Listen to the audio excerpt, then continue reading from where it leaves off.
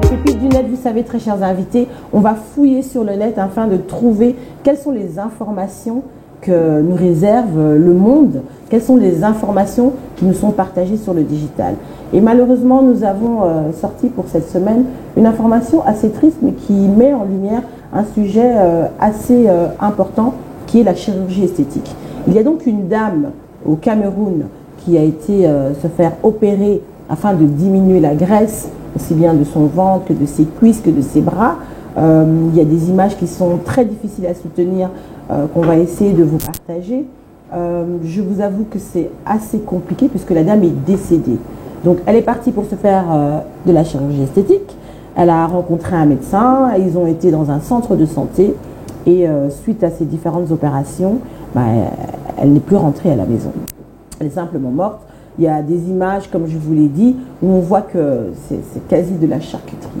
La chirurgie esthétique, mesdames, qu'est-ce que vous en pensez, Madame Raïssa? Je pense que c'est très important de s'accepter d'abord comme on est. D'accord. Et la chirurgie esthétique est là, c'est pas pour rien.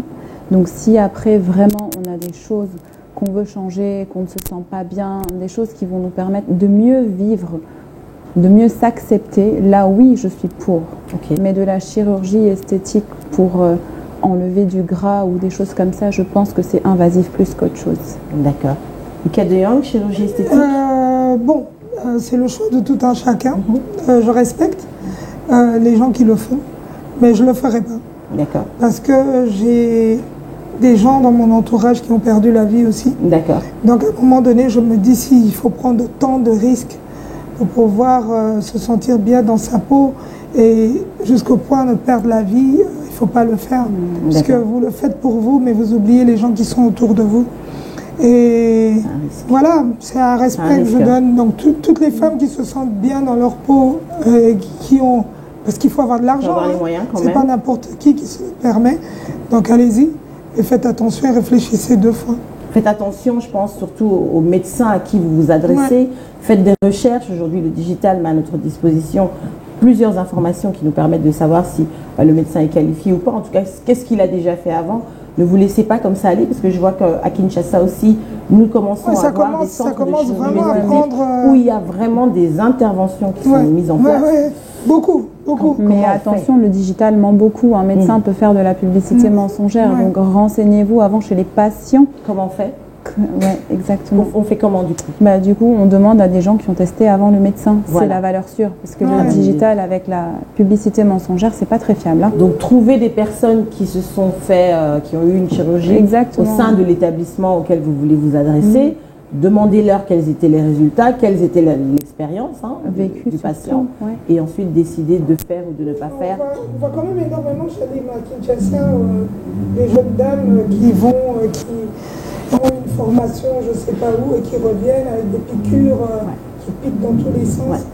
Et franchement, ça craint. C'est régulé? Moi, ça je ne sais pas trop dire, mais la seule chose que je me dis, c'est que le risque d'avoir quelqu'un entre ses mains qui perd la vie, c'est pas la blague. Sa conscience, toute la vie, de te dire ok, j'ai fait une expérience sur le corps de quelqu'un. Des fois, il y a des gens qui ont le diabète. Oui. On ne connaît pas le taux de sucre, on fait juste une allergie à un produit qui peut être mortel. C'est mortel tout ça. Je pense que le maître mot ici, sentez-vous bien dans votre peau en fait. Essayez de vous sentir, acceptez-vous tel que vous êtes. Et les imperfections, je pense qu'on en a tous. Je vous avoue que moi, quand j'ai vu ça, j'ai de la graisse aussi, comme tout le monde. On en a toutes. Mais j'ai adoré ma graisse. Quand j'ai passé, j'ai dit ma graisse là, tu vas rester là. J'ai besoin de toi. On a besoin de la développer ensemble. Et au pire des cas, on fait du sport, même si c'est hyper compliqué, quoi. Une bonne hygiène de vie, même sans sport, ça va. Une bonne hygiène de vie. Choisissez les endroits où vous allez faire vos interventions. Mais sentez surtout vous bien dans votre peau et dans votre corps. Les pépites du net, c'était ça pour cette semaine. Malheureuse pépite, malheureusement. J'espère qu'on pourra vous ramener des pépites un peu plus joyeuses la prochaine fois. Nous allons direct